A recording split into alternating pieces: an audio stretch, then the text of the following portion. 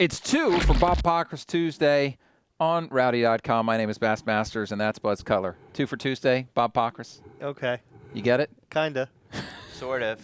All right, and we are on to our second topic of the day, which is Richard Childress Racing, a.k.a. Let's Get Lapped at Bristol. What is it about me? I mean, didn't we just do a video on Tony Stewart? Yes, we did, Bob. And now we're doing Richard Childress Racing. Well, We're trying to get you in I'm the trouble. happy guy, huh? Yeah, you'll bring the heat, Bob. Oh, okay. You'll bring the pain. What's the situation? These guys, Kevin Harvick. As Jeff Burton says, you are what your results say you are. Well, then so they I don't need stink. to bring anything. They stink right now. What's going on over there? We got a little Clinton Boyer contract turmoil. They're not running that well, Bob. If I'm an RCR fan, I'm a little concerned right now. Yeah, okay, so they had a bad day. Harvick's probably had a bad month, I would say. Yep.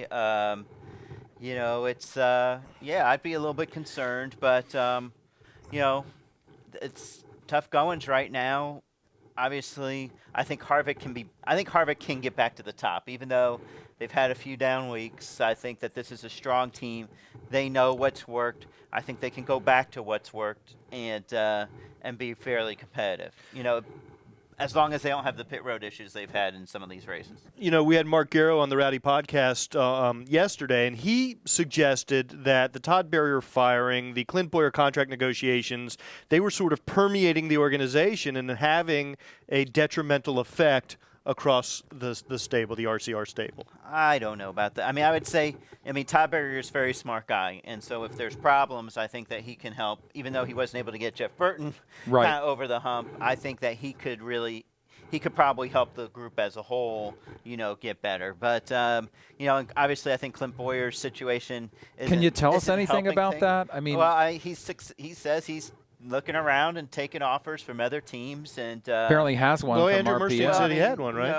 You know, but Tommy Baldwin could offer him. I mean, you know, we could offer him. Yeah, it's Bob Pockrass Racing could offer him. You know, who knows? You know, the offer is, you know, an offer that's one that he'll consider seriously. I mean, I have a feeling it is, but you know, just giving somebody an offer isn't you know, doesn't mean a whole lot. Gotcha. You know? So, but I think the fact is that Clint is trying to focus on the chase, but he's obviously worried about what his future is going to be, and that doesn't help him relax. And maybe the people on his team may be a little concerned. Also, that's the thing I wonder is it's just all unsettled over there. Yeah, but I mean, obviously, the best way to make things more settled is to perform better. well. So, but I think they're a little bit worried, but I don't think it might be a little bit of a distraction. But I don't think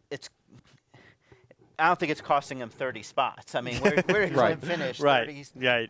I mean, every time I looked up, right? one of the RCR cars, with maybe possible exception of Jeff Burton, was getting lapped. I mean, it certainly didn't impact Clint Boyer on Saturday night.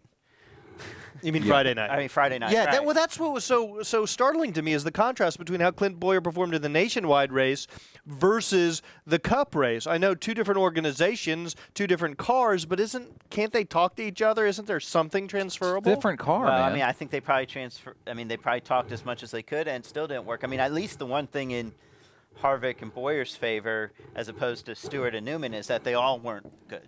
Right, so I mean, that shows something possibly with the equipment. Yes, and with the, I agree. As opposed to communication, correct. Right. It seems more fixable when it's organization wide than when there's just this anomaly within the organization. Right. So I mean, and the thing for Harvick too is that it's not going to matter come chase time how he performed at Bristol. Right. The guys who are worried, obviously, are Boyer and Menard, who needed to have good days. And Clint Boyer could have taken advantage of Tony Stewart the last couple weeks and just wasn't able to do it. Yeah, he could have. Greg Biffle probably. Greg Biffle's another guy. And he had a loose wheel there at Bristol. Yep. I mean, he finished behind Smoke, I think. You know, a Denny Several Hamlin, guy who didn't have a great car probably, but he muscled his way to a top 10 finish, and that was big after two 30-something place That finishes. was huge. Last thing before we let you go, Bob, is Clint Boyer going to stay with RCR? What's your prediction?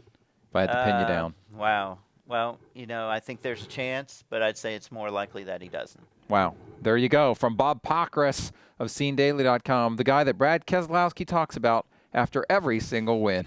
For Bob and Cutler, I'm Bass. We'll see you next time. Rowdy.com. Say it like it is. Say what like it is? Rowdy.com.